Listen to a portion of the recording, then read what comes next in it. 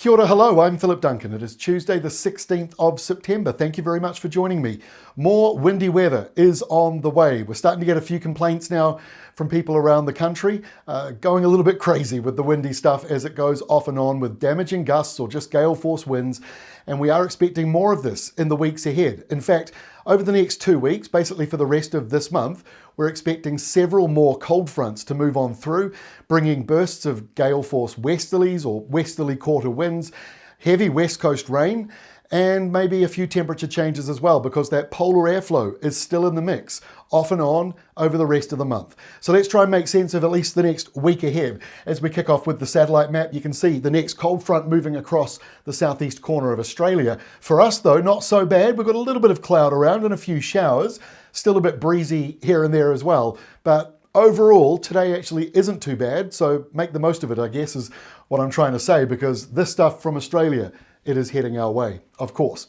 So this is how we look this evening. High pressure is just north of the North Island, so it's fairly dry around northern parts of New Zealand. Any sort of remaining showers will be pretty isolated and short-lived. Still quite windy through the central part of the country, and in fact in the South Island, as those northwesterly winds begin to move on in, some of you on the eastern side may actually have a northeasterly. So low pressure to the south of the country, high pressure to the north, and in the middle, that's the windy westerlies. So let's have a look at noon Wednesday. This is 24-hour rainfall from lunchtime today, Tuesday, through till lunchtime tomorrow, Wednesday. Most of the rain, southwestland down towards Fiordland, but Westland's really seeing the bulk of that rain, 60 to 80 millimetres coming through for there. Nothing too big really for that part of the country, but that is still some heavy rain. Windy weather further to the north. You can see the isobars all squashed up here. That is the next burst of gale force winds, mostly into Canterbury, but maybe parts of the Marlborough Sounds and Cook Strait as well. Showers for the North Island, they continue on, but the pale blue means that's not very much. As you can see, it's the very bottom part of the scale, 0.2 millimetres maybe for some of you in the top part. And if you're in the eastern side of New Zealand, basically from Dunedin all the way up to Whangarei and northwards, looking dry or mainly dry as a result of that westerly driven wind.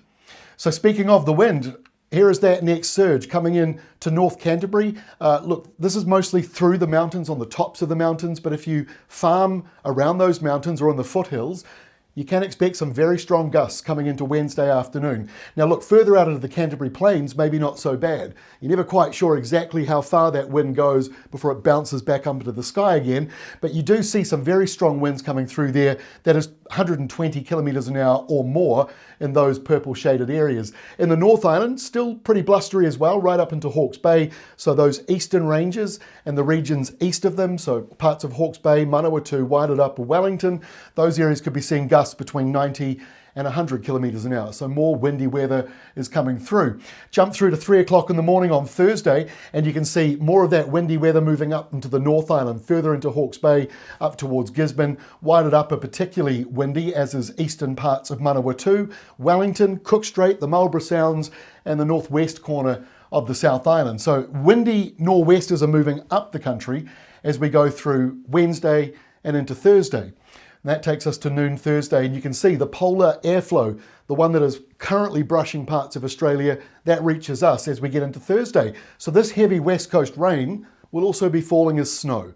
So you can imagine there'll be a few warnings out from Met Service, rain warnings on the west coast, wind warnings throughout the country, and then you might even get some snow warnings for the alpine areas as that colder southerly or southwesterly moves up the country. So another windy day on Thursday, and wet weather moves into the North Island more so, although the very top part, maybe not until the later part of the day. And again, eastern areas, you're mainly dry. Now you might get some spillover coming from the west.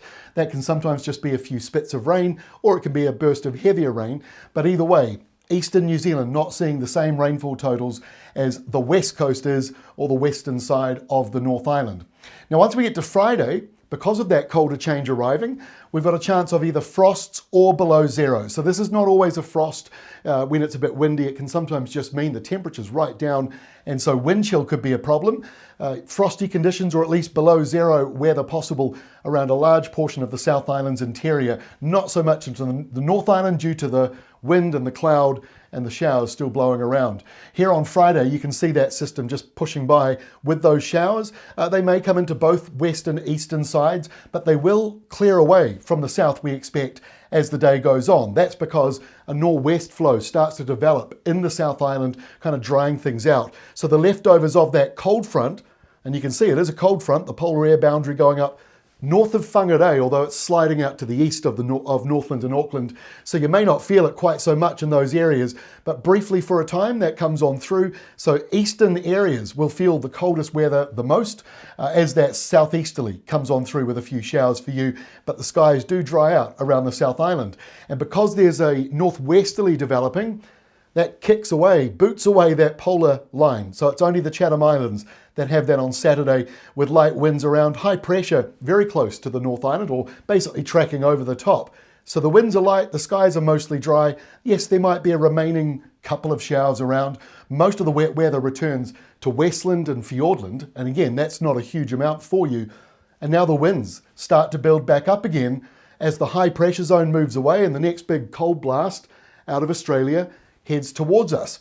So by Sunday morning, basically overnight Saturday into Sunday morning, in comes the next surge of north to northwesterly winds. So the areas in purple that you see all through the Southern Alps and other hills and ranges spreading away from them, that's where we're going to be seeing the strongest gusts. Some of the shading here around maybe Canterbury's mountains could be seeing wind gusts over 140 kilometres an hour. Now this isn't locked in this far out.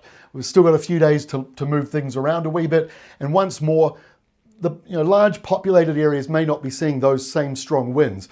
But when you zoom back out and take a look, you can see windy weather, really parts of the North Island into the South Island as we go through the early hours of Sunday morning. And that's because high pressure out here to the north of New Zealand is slipping away, and low pressure to the south of the country, along with that cold change, is moving back in. So we've got a polar airflow returning to Fiordland, Southwestland, parts of Otago, mostly towards Queenstown, and in Southland and Stewart Island. Further northwards, mild subtropical winds are coming through. Spring much? So these airflows coming around Tonga and around Fiji are drifting down over the North Island as a nor'wester. So it won't be cold if you live in Hawke's Bay or up around Gisborne, and northern parts of the country won't be very cold either, but it may be a little bit windy still, so that takes us through till 9 o'clock on Sunday night. So the windy weather in the South Island slides further up. Here is Cook Strait in the middle, so Wellington, parts of Waited Upper, Marlborough Sounds, and even some parts of Canterbury still seeing some strong wind gusts, maybe up to 100 kilometres an hour as we go into Sunday night. And by Monday, high pressure is off our coastline. We've got a subtropical airflow coming into the North Island with some showers. There could be an isolated heavy fall or two in there, but generally speaking, it's just a few showers. And in the South Island, kind of the same old nor'wester carrying through. A little bit cold, maybe right down on the very southern coastline and down around Fiordland. Otherwise, it doesn't look too bad. But these big storms around Australia, sending up these cold changes, the polar air, that doesn't change for the rest of this month. So the weather pattern we have at the moment pretty much stays with us right through until about October. That's all from me for today. Thanks for joining me. I'll be back again tomorrow with your next New Zealand update.